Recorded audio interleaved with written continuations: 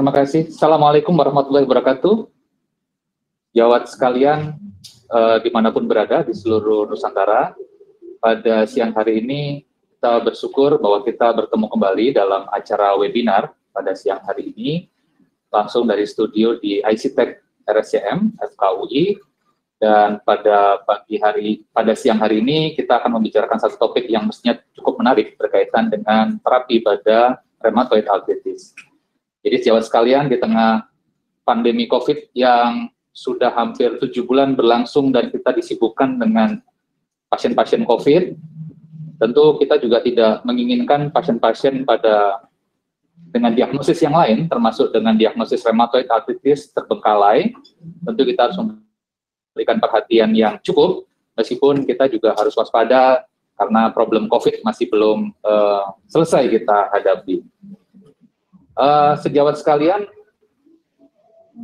sebagaimana biasa bahwa acara webinar ini nanti sejawat sebagai peserta akan mendapatkan SKP, cuma kami mengingatkan bahwa sejawat sekalian harus mengisi pretest yang sudah ada linknya di dalam flyer ataupun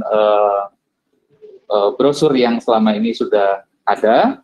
Kemudian nanti di akhir acara sejawat tentu setelah mengikuti acara ini akan mendapatkan email dan berisi link untuk post-test. Jadi mohon diisi pretest dan post-test dari acara ini.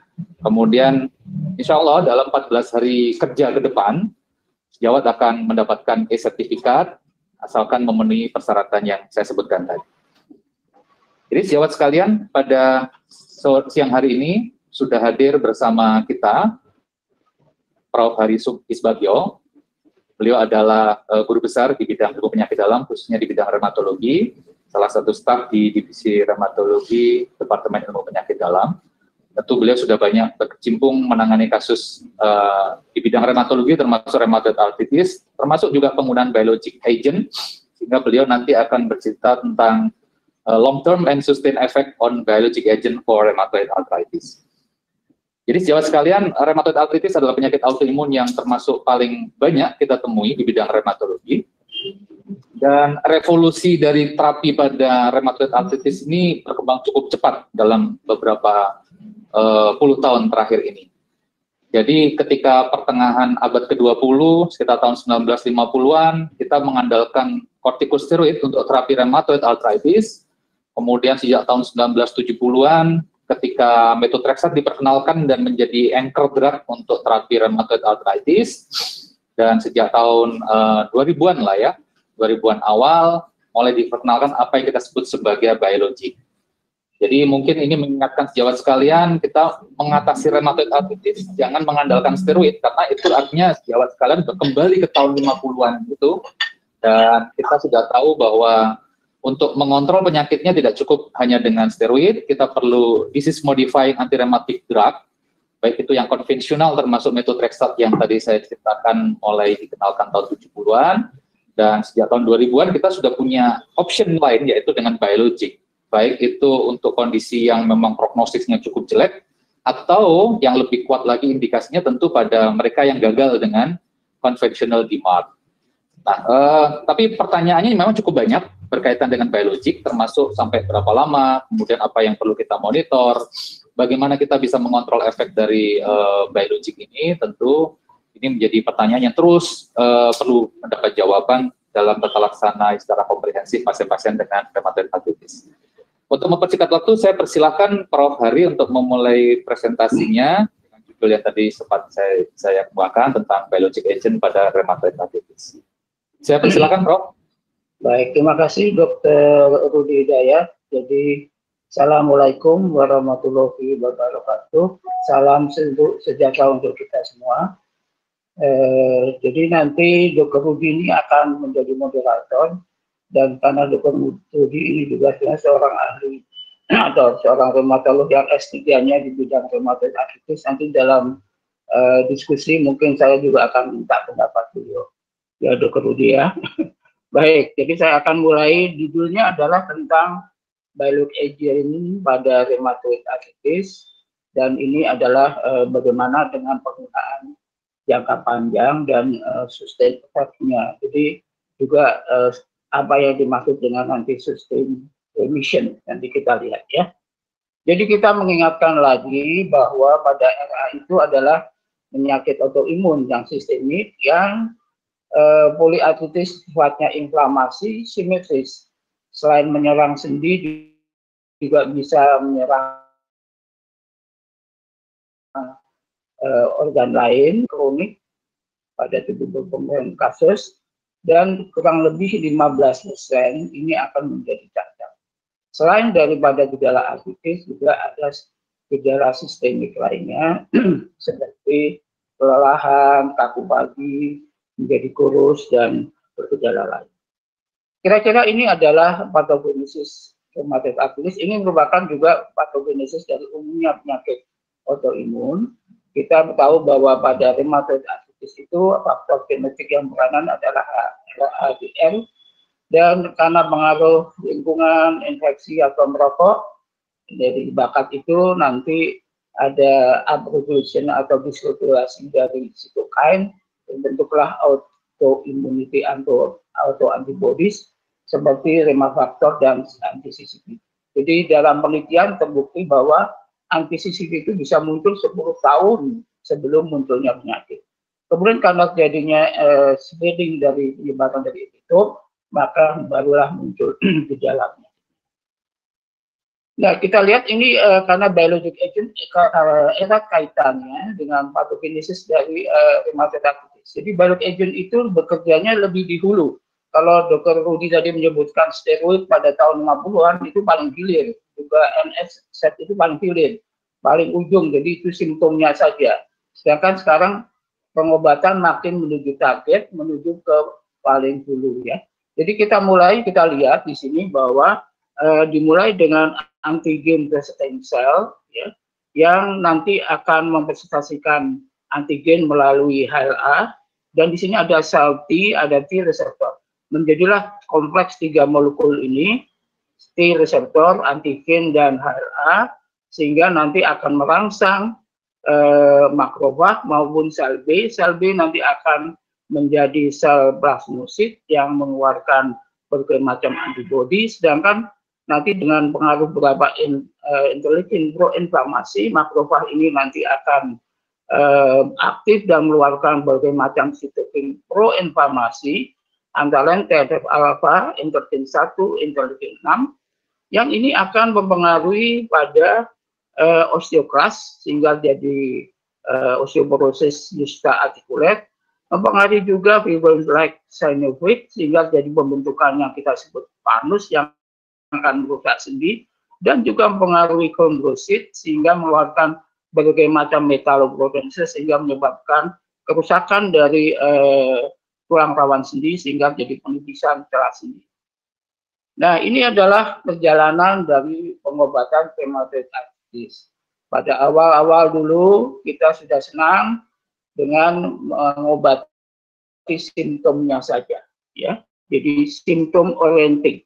Tidak harapan ada sembuh, makanya kalau pasien-pasien yang baca kita zaman dulu dan hanya makan obat-obatan simptomatik sehingga sering terjadi komplikasi dari obatnya seperti perdarahan lambung, kemudian gagal ginjal dan sebagainya.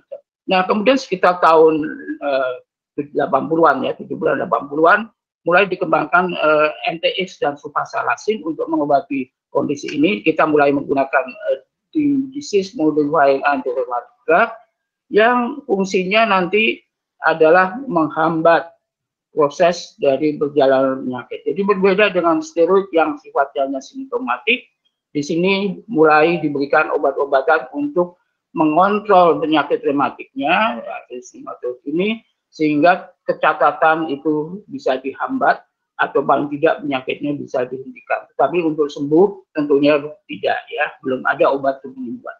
Dan selanjutnya pada masa sekarang kita tiba pada saat yang kita sebut remisi tujuannya. Remisi artinya penyakitnya berhenti, seperti tidak ada gejala lagi, hasil labnya normal, juga keluhan-keluhan pasiennya itu sangat minimal. Inilah tujuan kita ya.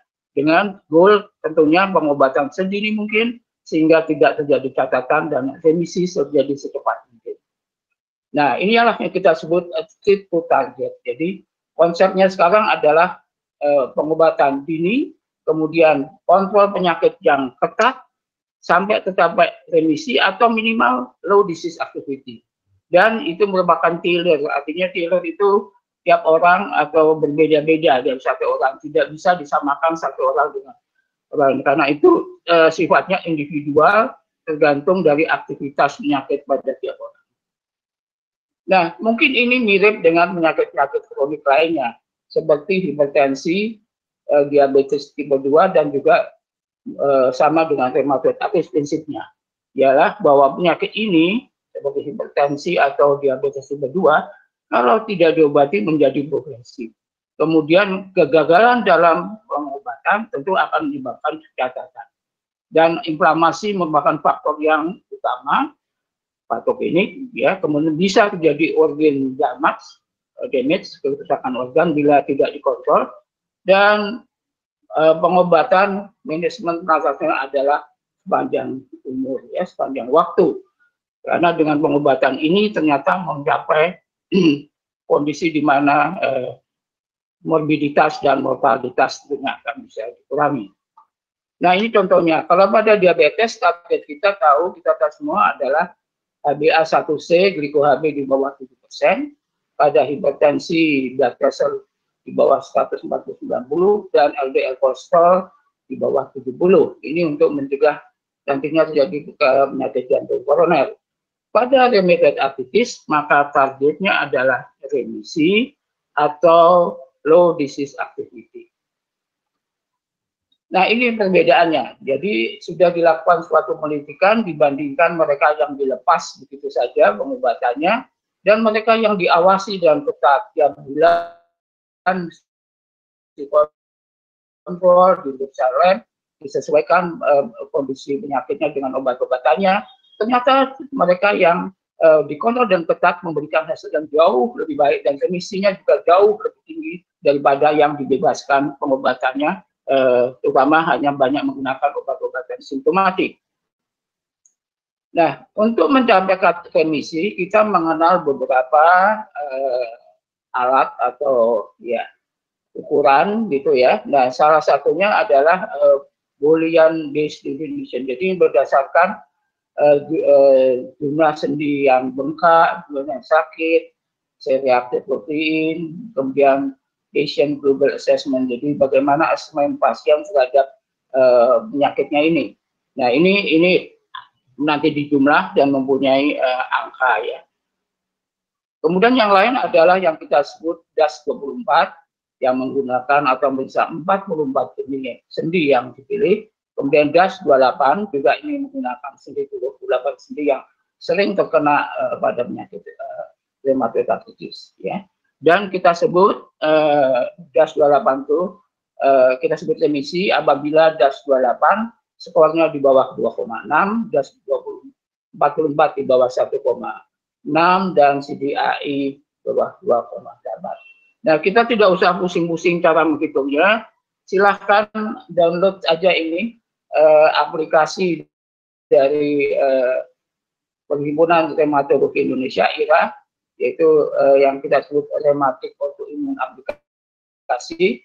Ya, sementara ini masih baru bisa dibuka atau download untuk aplikasi yang Android, dan nanti tinggal masukkan angka itu Anda dapat banyak sekali bagaimana cara mendiagnosa berbagai penyakit rheumatik dan juga bagaimana menentukan remisi atau tidaknya suatu kondisi terkontrol atau tidaknya suatu penyakit, salah satu penyakit rheumatik. Silakan di-download. Nah, obat-obatan untuk rheumatoid arthritis pertama tentunya yang sudah lama kita kenal, obat simptomatik. Kemudian obat yang sifatnya bisa merubah perjalanan penyakit. Ini ada dua macam, ada yang sintetik dan ada yang biologik. Dan glukokortikoid. Tapi kita tidak bisa menggunakan glukokortikoid terus-menerus karena glukokortikoid hanya digunakan sebagai bridging terapi. Jadi terapi jembatan sebelum obat-obatan DMARD ini bekerja. Kenapa? Karena obat-obatan DMARD ini biasanya bekerjanya, terutama yang sintetik ya, yang konvensional sintetik itu bekerjanya lama. Sebagai contoh, NTX itu baru bisa bekerja atau kita rasakan obat-obatnya setelah 10 sampai 12 minggu pengobatan.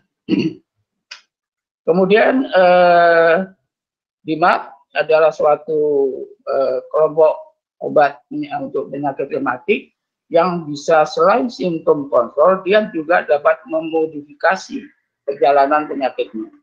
Jadi dia akan menghentikan atau mengurangi deformitas dan kerusakan sendi, juga mengurangi atau ya kalau mungkin menghentikan radiologi progresi, jadi kerusakan atau cacat secara radiologi, kemudian mencegah terjadinya disabilitas jangka panjang.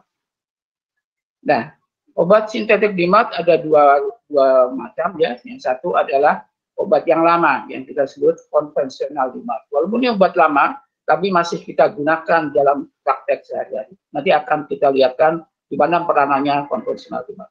Ada bermacam-macam, tetapi yang paling utama yang disebut sebagai anchor drug atau jangkar, obat jangkar adalah metronidazole. Dan kalau mungkin tidak ada kondisi di mana tidak memungkinkan minum NTX, maka kita bisa gunakan yang lain. Walaupun kalau ada kegagalan dengan NTX, kita bisa menggunakan yang lainnya. Nah, kemudian ada lagi sintetik. Nah, ini termasuk yang baru ya. Jadi kita sebut targeted synthetic DIMAP. Ini kira-kira sejajar kemampuannya dengan obat-obat yang biologik.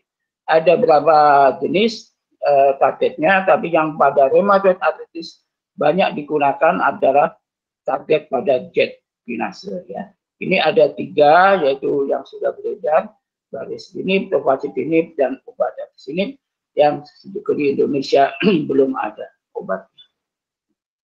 Kemudian inilah obat yang betul-betul obat biologi. Ini merupakan monoklonal antibody, karena itu namanya semuanya belakangnya pakai MAP ya, MAP ya.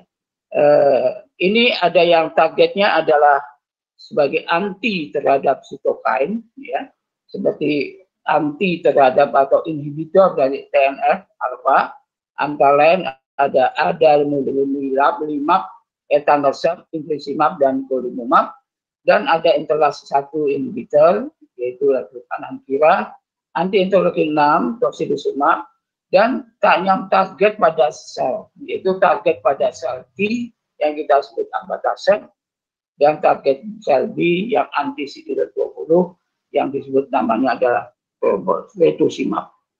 Nah, ini kira-kira adalah gambarannya seperti yang saya jelaskan tadi. Kalau kita lihat, maka kompleks 3 molekul tadi, APC ini antigen receptor akan presentasikan antigen melalui HLA, kemudian ada T-cell, ada T-receptor, ini kompleks 3 molekul tadi. Kemudian yang dihasilkan tadi TNF alpha, interleukin 1, interleukin 6, ada juga interleukin 13 nanti yang berperanan pada T regulator, kemudian pada B-cell, ya dari T-cell ada rangsangan ke B-cell. Nah, obat-obat ini bekerja misalnya anti TNF alpha di sini, kemudian anti interleukin 1 dia bekerjanya di sini, tocilizumab anti interleukin 6. Jadi ini sitokin yang berperanan pada inflamasi. Sedangkan ada yang nanti mencegah pertemuan antara HLA dengan T-receptor, ya. Jadi nanti berkompetisi dalam menghambat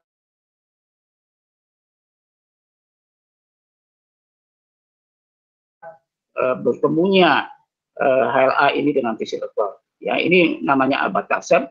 Kemudian ada yang berperanan di sel B dengan anti CD di permukaan plasmosit, tapi sel B yang lebih sehingga akan mengalami apoptosis sehingga nantinya tidak akan jadi plasmosit yang akan membentuk berbagai macam autoantibody.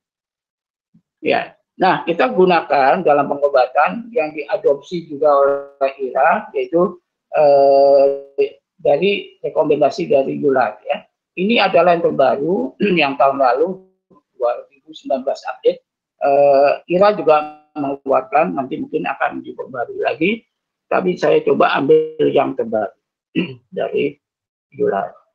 Ya, ada beberapa prinsip dalam pengobatan atau dari rekomendasi lagi dalam mengobati rheumatoid arthritis.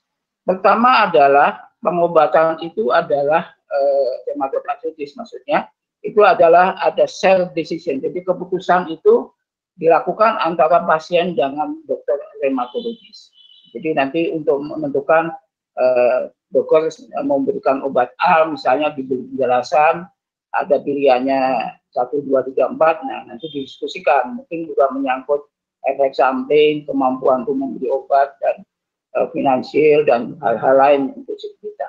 Kemudian desisinya juga tergantung dari aktivitas dari penyakitnya, ya, apakah sudah progresif, ya, dan juga adanya komorbiditas dan isu-isu yang lainnya. Misalnya kalau pasiennya ada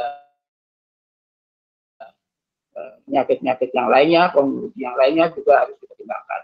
Dan rheumatologi sebaiknya dokter spesialis rheumatologi itu adalah dokter yang sebaiknya mengobati pasien-pasien dengan rheumatoid arthritis. Dan pasien harus dijelaskan bahwa dalam pengobatannya nanti dia akan mendapat berbagai macam obat. Mungkin obatnya akan sama selama bertahun-tahun barangkali ya. Tapi mungkin juga obatnya akan berubah-ubah. Ada jenis macam-macam. Dan itu nanti akan ditentukan dari kondisi klinis daripada si pasien. Ya. Jadi RA ini merupakan high individual medical and social cost karena biaya untuk pengobatannya tidak murah. Ya, jadi baik secara individu, medical maupun sosial. Karena itu sebaiknya dilakukan pengobatan oleh seorang rheumatologis supaya pengobatannya itu tepat dan juga mungkin kos-kos yang tidak perlu bisa kita atasi. Ya, jadi prinsip daripada rekomendasi ini adalah pertama, begitu diagnosa ditegakkan, kita harus mulai dengan demand. Ya, kalau zaman dulu waktu saya masih PPDS tahun 70-an, kita mulai mengobati atau waktu tahun 80-an lah karena baru tahun 80-an itu dikenal yang DIMAT namanya ya. Itu pengobatannya adalah piramid terbalik ya, piramid ya. Jadi mulai dari NSAID, kemudian nama kalau gagal, post, gitu. Kalau sampai ke baru diberikan DIMAT kalau gagal. Nah itu udah terlambat karena kalau itu kita tahu dalam waktu 6 bulan sudah terjadi erosi dan dalam 2 tahun sudah terjadi kecacatan sendi yang terkena. Bisa dibayangkan kalau rusak sendi lutut atau panggul maka yang bersangkutan tidak bisa berjalan lagi. Ya, karena itu begitu diagnosa segera dilakukan pengobatan. Kemudian targetnya adalah remisi yang menetap. Kalau dulu kan kita mengatakan hanya remisi saja, tapi ini sustained remission, remisi yang menetap atau low disease activity, ya. Jadi remisi jangka panjang maksudnya di sini, ya. Kemudian monitornya harus frekuen, ya. Bisa 1 sampai 3 bulan sekali. Biasanya kalau di polireumatologi itu kita anjurkan sebulan sekali, ya. Dan disitulah kita nanti akan tailor ya setiap pasien kita sesuaikan kondisinya apakah ada kemajuan atau tidak. Ya, 3 bulan setelah pengobatan dan targetnya belum dan setelah 6 bulan targetnya belum tercapai maka pengobatannya mesti disesuaikan ya. Nanti kita lihat gambarannya. Nah, andai kata pasiennya itu sejak awal itu sudah tidak mungkin menggunakan NTX, misalnya katakanlah ada gangguan hati atau ya intoleransi terhadap NTX, maka kita bisa memberikan obat levonomide atau sulfasalazine sebagai pengobatan tahap yang awal dan pertama.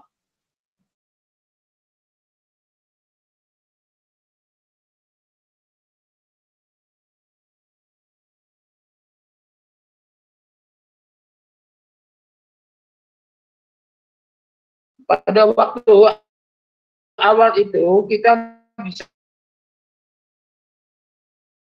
mengkombinasi dengan glukokortikoid. Sekali lagi, dosisnya biasanya tidak terlalu tinggi, dan bila nanti sudah menunjukkan tanda-tanda remisi, kita harus menurun secara temporer, kita bisa hentikan obat tersebut. Kalau ternyata kita sudah menggunakan post konstitusional DMAT, CS itu konstitusional sintetik DMAT, ya, itu gagal dan tidak ada tanda-tanda faktor prognosis buruk, maka kita bisa menggunakan obat-obatan sintetik konstitusional yang lainnya selain dari MTX tadi atau dikombinasi. Ya, dan kalau itu belum juga dan belum capai dan karena ada poor prognosis, maka mungkin kita bisa mempertimbangkan kalau yang tadi poor prognosisnya tidak ada, kita bisa mengganti dengan konstitusional DMAT yang lainnya. Kalau ini ada poor prognosisnya, maka kita bisa mempertimbangkan untuk menggunakan langsung obat biologik DMAT atau target sintetik DMAT. Ya, dan sebaiknya dikombinasi dengan konstitusional DMAT, terutama kombinasi dengan MTX, karena itu yang mungkin kombinasi yang paling ideal. Kalau gagal dengan biologik DMAT dan atau sintetik target DMAT yang lain, kita ganti DMAT yang lain, bisa mungkin dengan yang satu golongan atau kalau tidak dengan golongan yang lainnya. Nah, kalau sudah mencapai persistent remission, di mana sudah tidak menggunakan lagi glukokortikoid, maka kita bisa tapering biologi-DMAT-nya, ya. Apakah dengan mengurangi dosis atau memperpanjang waktu pengobatan. Dan terakhir, kalau sudah sampai betul-betul persistent remission tanpa menggunakan biologik atau targeted synthetic DMAT, maka konstitusional DMAT-nya itu MTX-nya kita pelan-pelan kita hentikan, dan mungkin pasien tidak memerlukan pengobatan dengan obat-obatan DMAT lagi. Nah, ini adalah fase-fasenya, mungkin terlalu kecil ya, tapi bisa dilihat sendiri. Ini adalah fase 1 yang saya sebutkan tadi, diagnosa, kemudian langsung nanti kita mulai dengan MTX, ya. Kalau ada kontradikasi ganti dengan levonomide, combine dengan glukokortikoid, ya. Ini tadi kalau tidak ada kontradikasi start metotrexat, 3 bulan dinilai dan tidak mencapai target. Kalau mencapai dilanjutkan dan mungkin bisa menurunkan dosis bila remisi menetap sudah kita capai. Kalau tidak, maka kita pada fase 2. Kalau ada poor prognosis, maka kita mulai langsung dengan biologik DMAT atau JAK inhibitor, masuk targeted synthetic DMAT. Bila prognosisnya itu absen, ya, maka kita bisa mengganti dengan konvensional DMAT yang lain, konvensional DMAT yang lain, seperti sulfasalazine atau levodopa, bisa dikombinasi dengan glukokortikoid. Bila ini nanti membaik, 3 bulan, setelah 3 bulan kita nilai, bila membaik dilanjutkan dan mungkin kita bisa pelan-pelan menghentikan obatnya. Bila tidak, maka kita masuk ke fase 3. Nah, ini adalah sebelum kita lanjut beberapa faktor prognosis buruk, ya, yaitu kalau high disease activity terus-menerus, ya, ada CRP yang tinggi, jumlah sendi yang tinggi, yang kena, ya, kemudian 5 faktor dan TCCD-nya itu tinggi, ya, titernya kemudian sudah mulai banyak muncul erosi, dan bila gagal dengan 2 atau lebih konstitusional DMAT, maka itu dimasukkan dalam poor prognosis factors, itu kita bisa mulai dengan biologik DMAT. Ya, kita bisa pindah ke biologik DMAT atau JAK inhibitor. Bila dilihat 6 bulan tidak ada perubahan, ganti lagi dengan biologik DMAT yang lain. Bila ya continue obatnya, kemudian pelan-pelan obatnya itu dikurangi dosisnya atau nantinya dihentikan. Nah, ini yang masalah dengan remisi menetap tadi. Ya. Kalau tadi kan kita menggunakan remisi berdasarkan DAS 28, DAS 44, Boolean dan sebagainya, ya. Padahal sustain remisi ini sangat penting, ya. Ini adalah target utama kita nanti, atau utama atau optimal yang harus dicapai, ya. Kemudian merupakan outcome yang direkomendasikan, ya. Kalau clinical remission itu tercapai, maka kemungkinan penggunaan biologik dan ini juga, ya, kita juga harus pertimbangkan untuk dikurangi. Jadi yang penting adalah bagaimana kita membuat apa yang disebut sustain remission itu. Dan dalam kenyataannya bahwa dalam praktek itu tidak selalu remisi yang dicapai dengan nilai 228 itu memulai good outcome, karena ternyata ada beberapa yang masih progresif baik secara struktural maupun fungsional, ya. Dan remisi yang kita pakai, kriteria remisi yang kita pakai itu sifatnya masih banyak yang subjektif, ya, dan tidak melibatkan kemungkinan adanya subclinical inflammation, ya. Karena itu dibutuhkan suatu yang lainnya, definisi untuk remisi yang lainnya. Nah, ini nanti akan barangkali pada masa akan datang ini akan dipertimbangkan untuk dibuat kriteria remisi yang lebih kompleks, ya. Kalau tercapai remisi, tentunya kita bisa menghentikan atau mengurangi obat biologik. Jadi makanya kriteria remisi ini menjadi penting. Nah, ternyata selama ini kita hanya menggunakan marker tanda untuk remisinya itu secara subjektif, menghitung jumlah sendi yang bengkak, menghitung jumlah sendi yang sakit, ya. Belum ada suatu biomarker yang tetap yang bagus. Nah, ini mungkin dibutuhkan untuk yang akan datang. Ya, yang selama ini kan kita gunakan kan ini, ya, disease activity, ya, dengan melihat pain, swelling, stiffness, ya. Kemudian dilihat joint dysfunction-nya dari sini ke sini, nanti perjalanannya bisa sampai kerusakan sendi, dan ini jangka panjang, saudara, ya. Dari mulai disfungsi kemudian menjadi disability. Nah, dan sinilah yang diukur, baik itu clinical outcome-nya, ya, tadi nyerinya, inflamasinya, quality of life-nya, kemudian radiografi, dilihat apakah bisa jadi hambatan pada kerusakan sendi, dan functional outcome, ya, ini untuk fungsi-fungsinya dan juga kualitas hidupnya, ya. Dan ini yang kita pakai, clinical measure-nya pakai gas, respon, ATR 2057, radiologi kita menggunakan sharp score, erosi, joint spice narrowing, fungsional misalnya menggunakan HAQ score. Karena itu kita lihat untuk radiografi mungkin dibutuhkan nantinya, tapi memang ini lebih mahal. Kita menggunakan power double ultrasonografi atau MRI yang bisa melihat struktur daripada sendi yang mengalami gangguan tersebut.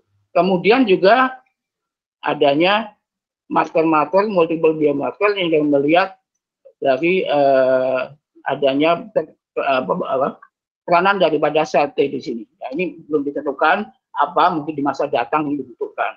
Jadi nantinya sustain remission ini yang kita harapkan selain daripada remisi yang ada, yang sekarang kita gunakan, maka kita memerlukan nantinya multi-level assessment of remission, ya, meliputi semua klinik, imaging, imunologi, fungsional, semuanya secara komprehensif kita buat definisi yang baru, ya. Dan ini nanti untuk stratifikasi dari teks kemungkinan terjadi kerusakan sendi atau tersebut, ya. Dan ini merupakan riset yang lebih jauh. Nah, sementara belum ada, ya, kriteria yang baru itu, maka orang mencari dulu kriteria remisi mana sih yang paling cocok. Ternyata beberapa penelitian menunjukkan bahwa masih tetap DAS 28 kurang dari 26 itu bisa digunakan untuk menentukan remisi atau tidaknya pada saat ini, ya. Karena ternyata kalau dia menetap, maka tidak terjadi kerusakan sendi atau fungsi yang menurun dari sendi tersebut. Dan bisa dilihat bahwa DAS 28 kriteria ini sudah dipakai di berbagai studi untuk pengobatan jangka panjang. Ya, ini nanti kita gunakan dulu sampai nanti ada lagi kriteria yang lebih mantap. Berapa lama sustain remisi itu yang kita ingin dicapai? Ternyata sustain remisi itu minimal adalah 6 bulan. Setelah 6 bulan kita mencapai remisi, maka kita barangkali dalam kondisi itu bisa mengurangi obat-obat biologik yang digunakan. Karena ternyata kalau sudah lebih dari 6 bulan, ternyata terjadinya kerusakan sendi dan progresivitas sendi itu bisa dihambat. Nah, ini juga penelitian lain menunjukkan bahwa klinikan remisi lebih dari 6 bulan merupakan tujuan dari kita untuk mulai nantinya menurunkan obat-obat biologik itu secara bertahap. Nah, apa sih faktor-faktor prediktor yang menghambat terjadinya remisi yang menetap atau sustained remission? Ya, ini ada beberapa penelitian menunjukkan kalau baseline disease activity-nya tinggi, jumlah sendi yang kena banyak, umur lebih tua, duration penyakitnya sudah lama, ada gangguan fungsional pada wanita, itu biasanya akan menurunkan kemungkinan tercapainya sustained remission. Nah, ini berapa persen? Kalau dalam 6 bulan itu bisa tercapai DAS 28 di bawah 2,6. Ini ada satu penelitian bahwa dari 2.416 pasien, nyata 15,8% itu mencapai remisi dalam waktu selama 6 bulan. Ya. Dan ini lama, ini rata-rata bisa sampai 5,25 tahun. Ya. Dan ini adalah prediktornya seperti tadi, kalau laki ternyata prognosanya lebih bagus. Kemudian ya kalau nanti bisa haknya rendah, DAS 28-nya pada awalnya MTX, dalam pengobatan MTX bisa menggunakan MTX, maka ini positif prediktor bahwa nanti kemungkinan tercapainya remisi menetap itu terjadi. Kemudian ini positif prediktor yang lain, ya. Tapi ini agak berbeda karena dia menganjurkan minimal 12 bulan, ya. Jadi masih ada perbedaan pendapat berapa lama sih minimal kita harus mulai atau boleh mengurangi atau menghentikan obat-obatan biologik tadi.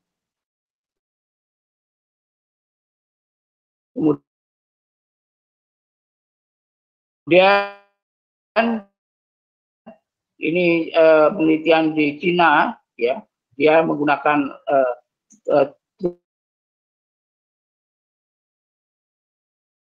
itu target ikuti aplikasi, dia melihat apa yang positif dan apa yang negatif, ya, dan yang dipakai patokan adalah 6 bulan terjadinya.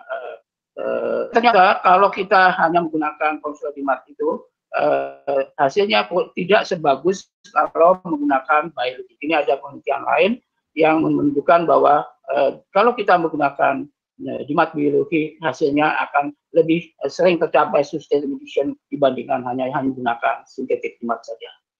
Ya. Nah, tetapi penelitian lain ini menggunakan penelitian yang selama 10 tahun dengan kontrol yang ketat. Tapi syaratnya adalah pasiennya ada early. Jadi early RA. Jadi pada RA yang awal sekali, ya. Kemudian kita menggunakan obat-obatan konstitusional dimat seperti MTX dan sebagainya macam. Ternyata bisa bertahan selama 10 tahun, ya.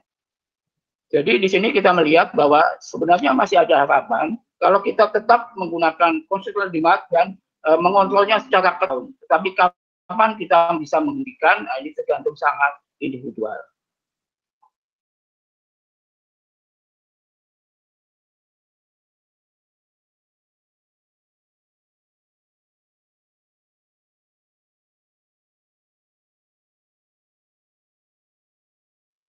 Kemudian penggunaan jangka panjang. Bagaimana penggunaan jangka panjang dengan obat-obatan ini? Apakah cukup aman? Ternyata penggunaan infliximab dan golimumab itu ya. Kemudian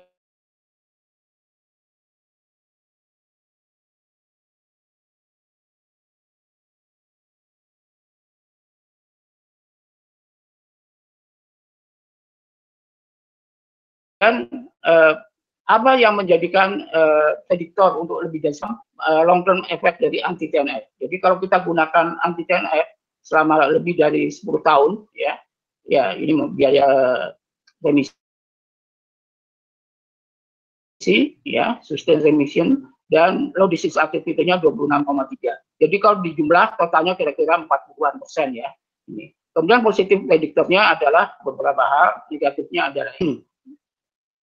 Nah, kesulitan lain dari penggunaan jangka panjang dari obat-obatan biologik ini adalah terbentuknya antibodi terhadap obat, yang antibodi anti-drugs, ya, anti-drugs antibody ada di singkatnya. Ini kita melihat ya immunogenicity ini terjadi pada adalimumab ya kira-kira 6,2%, 8,2%, pada etanercept itu hampir nggak ada di sini jangka panjang ya.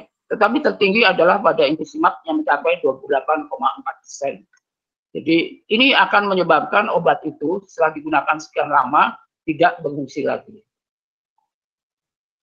Kemudian ini infliximab memang betul diteliti bahwa infliximab jangka panjang ditemukan immunogenicity yaitu dengan waktu penggunaan 4,42 tahun selama betul-betul pakai terus, maka akan terjadi antibodi terhadap infliximab itu sebesar 32,9%, dan ini menyebabkan respon kliniknya akan kurang.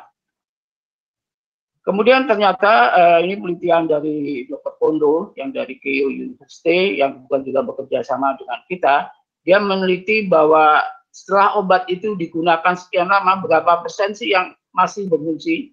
Nah, setelah 6 tahun, maka ternyata yang paling panjang adalah tocilizumab anti-interleukin 6. Kemudian baru berturut-turut yang lainnya. Mungkin ini pertimbangannya barangkali di sini salah satu penyebab dari tidak efektifnya obat itu karena terbentuknya immunogenicity tadi. Nah, kemudian ada hal lain. Setelah sekian lama menggunakan biologik, kemudian kita kurangi atau kita perpanjang waktunya, ya, berapa lama kita bisa bebas dari obat-obatan ini? Yang kita sebut biological drug remission (BFR). Ini ada penelitian yang melihat, ya, jadi setelah lepas dari obat tersebut, dari biologi kita hentikan, apakah nanti akan fair lagi?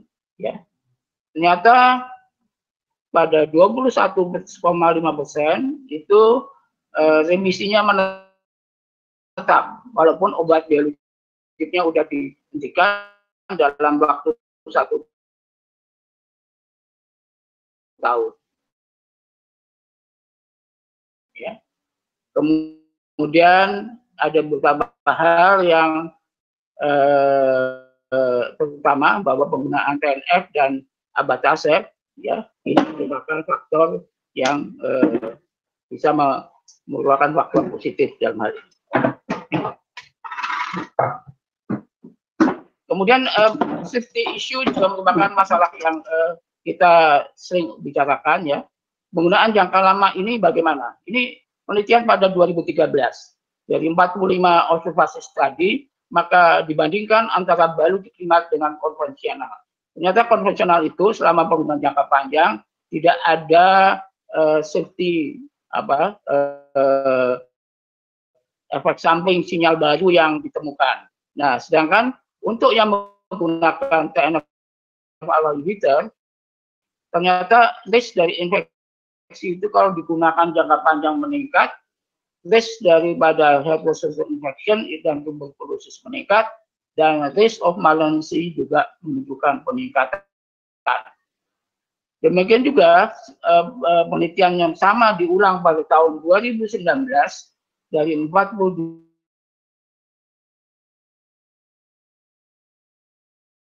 observasi, ya, serius infeksinya masih ada. Dari 45 itu 9 menunjukkan tidak ada perbedaan, tetapi 2 menunjukkan masih ada risiko peningkatan risiko. Ya, nah, ternyata belakangan ini risiko untuk herpes maupun TB itu masih sama antara primat dan post-primat, mungkin karena perhatian yang lebih. Ya. Dan pada penelitian ini dibandingkan yang dulu, kenaikan terjadinya malignancy itu dari 5 penelitian menunjukkan tidak terjadi peningkatan. Tapi ada hal yang baru, yaitu risiko dari pendarahan saluran cerna belakang. Ya, ini adalah penelitian yang menggunakan Humira selama 10 tahun, ya, terus menerus 10 tahun. Jadi ini konsepnya, jadi dibagi 2 grup, ya, ya. Ini mungkin 2 menit lagi. Oh ya, ini sebentar lagi selesai. Ya, ya. Terima kasih. Jadi ini penelitiannya ini hanya membandingkan adalimumab dengan MTX yang digunakan awal dan mereka yang 1 tahun lebih lambat diberikan. Ini ternyata dilihat dari berbagai marker bertanda, yaitu dengan ACR, ternyata memang mencapai ACR 20 itu bisa sampai 60-70% selama 10 tahun menetap. Demikian juga DAS28 skor yang mencapai kurang dari 3,2 itu sekitar 70-80%. Yang mencapai skor yang bagus itu antara 50-60%. Kemudian perubahan modified test score juga tidak terjadi atau berkurang pada penggunaan jangka panjang. Secara umum ternyata juga lebih baik. Efek sampingnya sama, artinya jangka pendek sama jangka panjang resikonya adalah infeksi, tuberkulosis, malignancy itu masih ada, ya, penggunaan jangka panjang. Dan ya, ini untuk konklusinya bahwa long term sustain efikasi sampai 10 tahun dalam penggunaan adalimumab. Jadi sebagai kesimpulannya, target daripada manajemen ARA adalah remisi atau low disease activity. Setelah untuk mencapainya itu kita menggunakan misi dari T2T, treat to target, ya, yaitu dengan tight control, kemudian menyesuaikan dengan kondisi pasiennya, mencegah terjadinya damage joint dan disabilitas. Kemudian next berikutnya adalah menuju pada long term dan sustain remission. Jadi sampai pada tahap di mana kita menggunakan atau mencapai remisi yang jangka panjang dan menetap. Dan the last step berikutnya adalah kalau mungkin kita bebas dari remisi dan bebas tanpa obat, terutama obat biologi. Ya. Dan modalitasnya yang ada sampai ini adalah obat-obatan tradisional biologi dimat atau kombinasi kedua. Terima kasih. Wassalamualaikum warahmatullahi wabarakatuh. Waalaikumsalam warahmatullahi wabarakatuh. Terima kasih Prof atas presentasinya yang sangat menarik dan komprehensif. Kita tadi catat beberapa hal penting, tapi sejawat sekalian yang sangat penting bahwa saat ini terapi RA harus mempunyai target yang jelas, yang kita kenal sebagai strategi treat target tadi, dan prosedur atau step-stepnya juga harus jelas sampai tercapainya target itu dengan memanfaatkan semua modalitas yang saat ini sudah cukup banyak. Baik, kita berlanjut ke sesi tanya-jawab. Sejawat sekalian yang akan mengajukan pertanyaan silahkan menuliskan di question panel ya di dalam aplikasi itu, sehingga saya akan bacakan pertanyaan untuk diskusi pada siang hari ini. Ada beberapa pertanyaan yang sudah masuk, Prof. Ya, saya bacakan. Ini yang pertama dari Dr. Cindy di Rumah Sakit Carles. Apakah biologic DMARD masih perlu diberikan untuk pasien RA yang naif namun sudah ada deformitas lanjut pada sendi? Jadi ini pasien baru tapi sudah ada deformitas lanjut.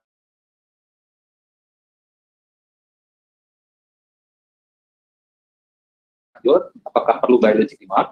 Yang kedua nyambung, Prof, bisa dijawab bersama. Ini dari Dr. Anita Rifai. Apakah memungkinkan terapi target sel, mungkin biologic maksudnya, pada pasien RA yang sudah 19 tahun dapat terapi dengan riwayat TB, saat ini terapinya menggunakan MTX dan glukokortikoid.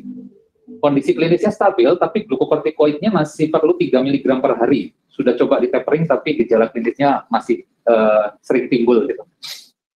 Tapi silakan, Prof. Ya, jadi pertanyaannya bagus sekali. Memang ini sering terjadi pasien datang ke kita sudah sangat terlambat, di mana sudah terjadi cacat, dan mungkin waktu awal-awal dulu belum ada ini obat-obat biologik maupun barangkali konsepnya waktu itu dalam pendidikan belum menggunakan bimat. Ya.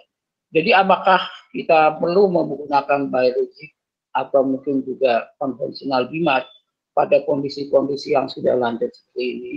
Ini yang penting adalah sudah remisi apa belum? Ya, jadi kita mempunyai beberapa patokan untuk melihat remisinya tadi. Ya. Seperti tadi, apakah DAS 28-nya tadi sudah di bawah 2,6 ataukah pasiennya masih menunjukkan aktivitas penyakitnya. Kalau masih menunjukkan aktivitas dan yang bersangkutan belum pernah menggunakan obat bimat sama sekali, maka ya kita ikuti aja step-stepnya, yaitu mulai dengan menggunakan MTX dan berikutnya barangkali kalau gagal nanti bisa menggunakan biologic bimat. Jadi prinsipnya ini adalah menghentikan aktivitas penyakit. Sedangkan kejadian atau yang sudah terjadi, kerusakan sendi reversible itu tidak bisa diapa-apakan lagi. Yang bisa dilakukan barangkali ya kita kirim ke sejawat melakukan penggantian sendi, rekonstruksi. Ya. Tadi kalau yang kasus yang sudah terkontrol terus-menerus dengan MTX dengan steroid, ya, nah ini mesti dipertimbangkan. Berarti kalau bisa lepas dari steroid, barangkali ini penyakitnya masih aktif. Evaluasi lagi, atau memang dia nanti apakah sudah ada gangguan pada kortisolnya, ya? Apakah perlu dievaluasi juga, mungkin perlu konsultasi dengan seorang ahli endokrinologi, apakah penggunaan steroid jangka panjang ini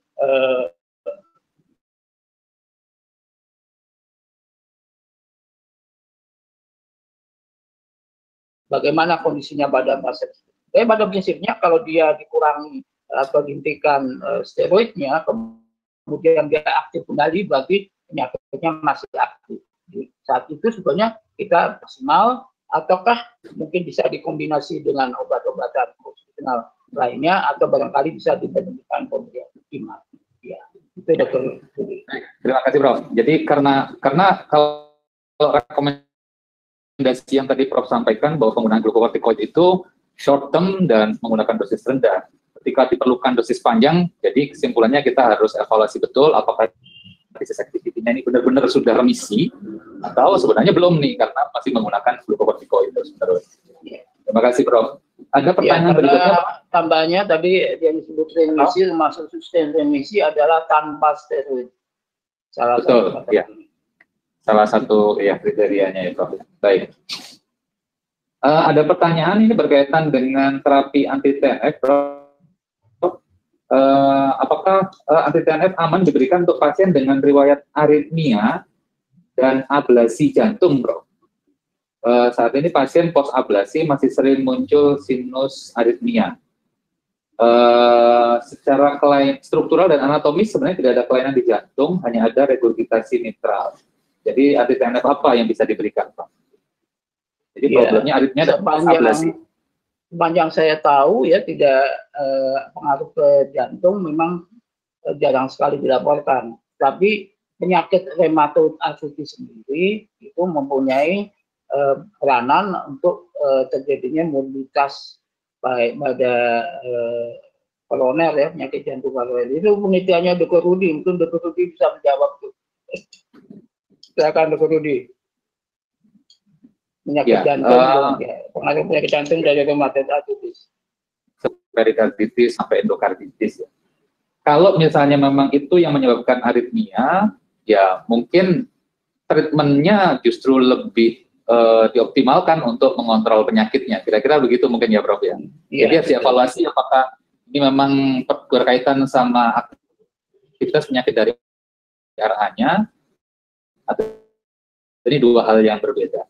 Karena dari penelitian itu menunjukkan bahwa mereka yang aktif rheumatoid arthritis-nya kemungkinan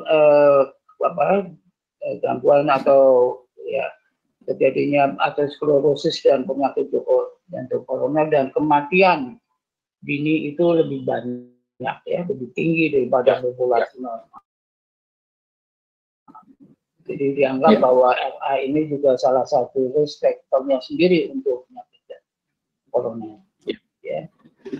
Kalau beberapa literatur juga menyimpulkan bahwa resiko kardiovaskuler ini sudah hampir setara dengan diabetes, Prof. Jadi kalau diabetes nggak dikontrol, itu hampir setara dengan RA. Kalau nggak dikontrol, resiko kematian akibat kardiovaskuler ini akan hampir sama. Sehingga target terapi pada RA bukan hanya mengontrol penyakitnya untuk RA-nya, tapi sebenarnya juga mencegah kardiovaskuler event juga. Baik, Prof. Sambil menunggu pertanyaan yang lain dari peserta, tadi soal isu tentang sustained remission tadi, Prof. Karena ini memang sangat krusial bagi pasien. Karena pertanyaannya adalah bagaimana strategi pengobatan, kan? Bagaimana berapa lama obat ini diberhentikan, apa dikonsumsi, kemudian kapan bisa diturunkan dosisnya. Nah, ini berkaitan dengan isu sustained remission tadi, Prof. Karena ada pendapat yang membatasi 6 bulan cukup, nanti bisa dilakukan pengurangan dosis, atau harus 12 bulan. Mungkin kalau Prof sendiri secara pribadi menggunakan patokan yang mana nih dalam praktek sehari-hari, Prof? Ya, dalam praktek sehari-hari saya biasanya menggunakan 6 bulan juga ya. Kadang-kadang iya pasien itu, kecuali kalau mungkin pasiennya itu diganti oleh asuransi dan asuransinya memahami harus digunakan jangka panjang, kita bisa coba lanjutkan sampai 12 bulan. Tapi umumnya kalau itu beli sendiri dan ya memberatkan pasien, maka saya biasanya memberikan 6 bulan. Kita coba tidak dihentikan, tetapi diperpanjang waktu pemberiannya, ya, atau dikurangi dosisnya. Cuma kalau dikurangi dosisnya itu kadang-kadang agak susah ya, karena katakanlah infliximab ya, atau adalimumab itu masa sama juga biayanya nanti. Karena akan dibuang juga obatnya ya, kalau dari segi cost ya. Jadi biasanya saya lebih suka memperpanjang waktu atau ya interval pengobatan. Jadi tadinya 2 minggu jadi 3 minggu sebulan, dan itu kalau kita lihat apakah tetap remisi selama 6 bulan berikutnya. Setelah itu baru dihentikan. Tapi tetap bahwa konstitusional dimasnya, apakah itu levonomide, apakah itu MTX, tetap diberikan. Nah, ini yang kapan diberhentikannya ini kita mungkin perlu waktu lagi lebih lama. Jadi, kali kalau diberikan biologiknya. Karena tadi penelitiannya menunjukkan adalah BFR, biologic free remission, ya, lepas dari biologiknya, tetapi tidak menyebutkan lepas dari konstitusional dimasnya. Ya. Terkait apa namanya sustained remission, Prof, ini pertanyaannya mungkin agak mundur ke konvensional dimat. Jika sudah mengkonsumsi MTX 5 tahun dengan dosis 10 mg, lalu 1 tahun ini sudah tapering menjadi 7,5 mg, ada kekhawatiran nih, nanti ada timingnya mau mencoba berhenti, itu boleh apa tidak? Kemudian kalau muncul kembali, apa yang dilakukan? Konsumsi MTX lagi atau harus biologic agent? Ya, jadi kalau dari literatur itu, ini kita mencobanya lebih pelan daripada pengurangan dosis dari atau apotek. Banyak pasien paksa berhenti, itu ternyata menurut observasi saya, setelah 8-10 minggu itu penyakitnya muncul lagi. Jadi nanti observasinya lihat aja, setelah MTX dihentikan, 12 minggu dia muncul lagi, nah barangkali ya, apalagi kalau udah skornya, ya. Gitu. Ini yang benar-benar harus didiskusikan dengan pasien ya Prof ya, ketika memberikan pasien bahwa resikonya adalah bisa aktif lagi. Dan ya kemudian pasien-pasien juga pintar sekarang udah buka sendiri ke googling nanti dilihat ya ternyata kalau nggak diobati nanti bisa cacat, bisa penyakit koroner dan sebagainya. Ya. Pertanyaan berikutnya dari Dr. Lani ini, bagaimana cara memilih biologic agent? Karena kan kita tahu tadi cukup banyak jenisnya, bahkan yang anti TNF juga ada beberapa jenis, di Indonesia ada 4. Kemudian Dr. Felix juga menanyakan, ada hal yang khusus nggak ketika kita menyuntikkan biologic agent? Iya, jadi begini, untuk pemilihan biologic agent itu memang tidak ada patokannya, ada guideline-nya. Tetapi kalau kita lihat patokan dari Euler, maka mereka selalu memulai dengan TNF inhibitor, ya. Kemudian kalau gagal baru selanjutnya. Ya. Kalau pada lalu ya, yang sebelumnya tahun berapa ya, 16 ya, 2016 ya, itu dimasukkan itu anti interleukin 6 ya. Tapi kok sekarang balik lagi ke anti TNF, baru ke yang lain gitu. Dan yang masuk malah targeted synthetic inhibitor seperti tofacitinib ini, yang kalau dalam pemilihan awal itu ingin dilakukan pemilihan ya. Jadi awal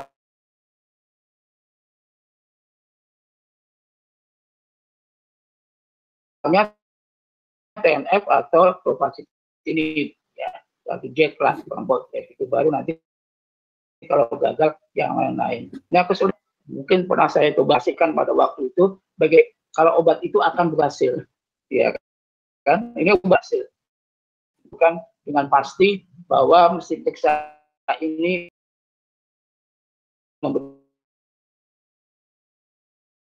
hasil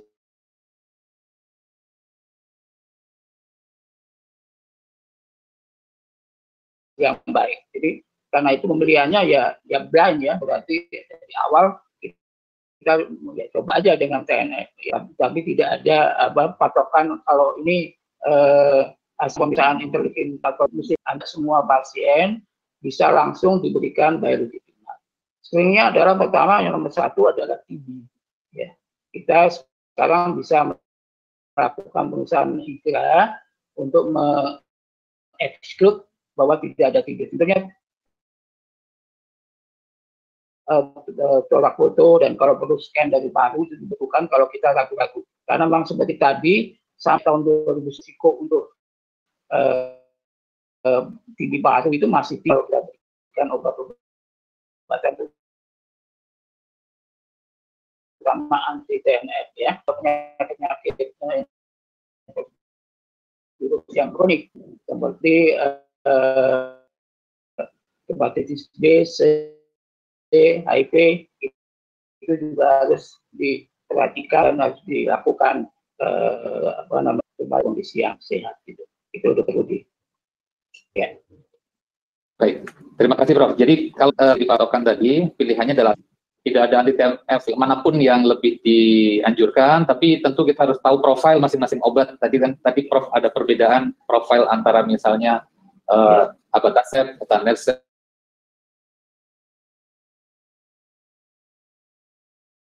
infliximab, golimumab gitu ya. Itu profilnya mungkin harus dipahami. Baik, Prof ada pertanyaan, kan tadi ada timing di mana kalau misalnya DMARD itu gagal bisa aja switching gitu ya, termasuk apakah perlu penggunaan steroid gitu, pertanyaan dari Dr. Francisco. Iya, oke. Switching ya.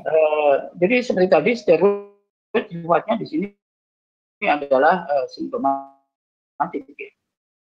Karena terbukti setelah bertahun-tahun kita menggunakan steroid, penyakitnya tidak berhenti. Maka perlu, kalau andai kata secara simptomatik dan obat itu belum mulai bekerja, pasiennya belum obat-obatan menghilangkan inflamasinya, mungkin bisa kita tinggalkan pemberian steroid, tetapi tentunya bukan seperti zaman dulu steroid yang dosis besar ya. Ini low dose steroid dalam patokan dari Iolak pun di bawah 7,5 mg, setara dengan prednison 7,5 mg, di bawah itu ya, yang sebaiknya digunakan. Karena kita lihat bahwa kalau suatu keluhan pada sendi, apabila kita ingin membedakan apakah ini inflamasi atau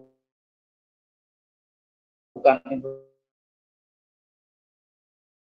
inflamasi,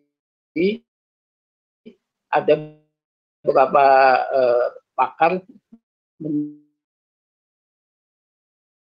menganjurkan mencoba aja kasih diberikan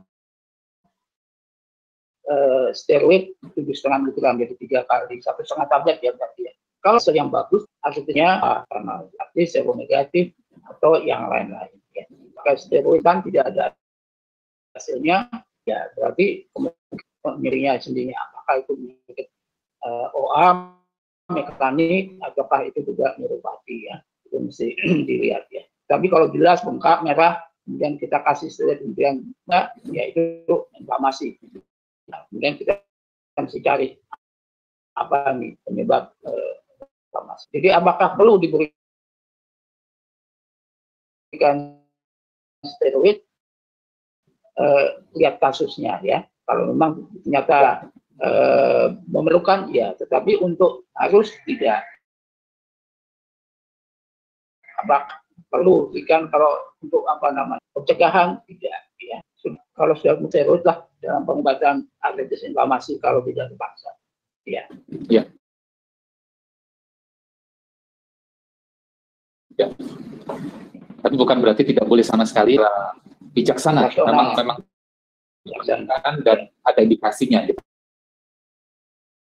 Ya, Prof, ya secara rasional. Baik, terima kasih, Prof. Mungkin terakhir ya, Prof, ya, karena waktu kita terbatas. Terus remission tadi, itu yang menarik salah satunya adalah disease activity ketika awal mendapat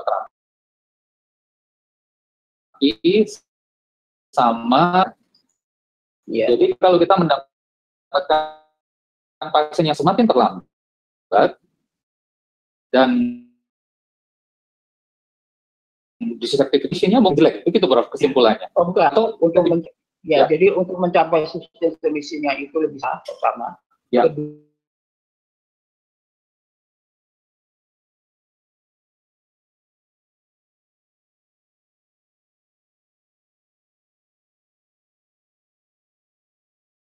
Kedua, itu jadi itu lebih pendek. Kita bisa mengatakan rasio jadi akan jauh lebih jelek memulai terapi gitu. Yang selama 10 tahun dia tidak menggunakan biologik sama sekali, tetapi menggunakan konsultimat, tetapi early RA. Jadi di sini pengobatan dimat yang konvensional ternyata bertahan selama 10 tahun sustain remission-nya itu. Ya, baik. Kalau early RA itu insya Allah nggak lebih dari 6 bulan ya, Prof. Ya. Saat ini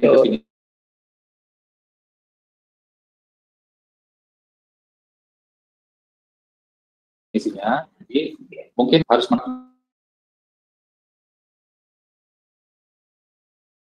mungkin nggak lebih dari 6 bulan kalau bisa sudah melakukan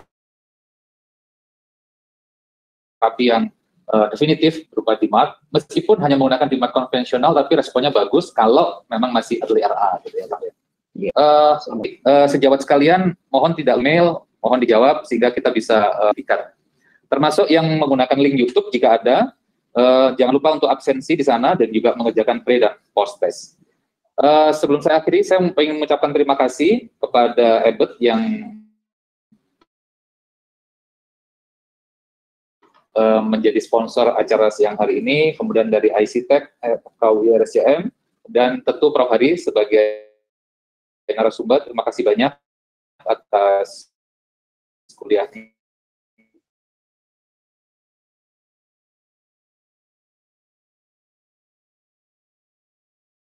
dan kemudian para panitia dan para peserta.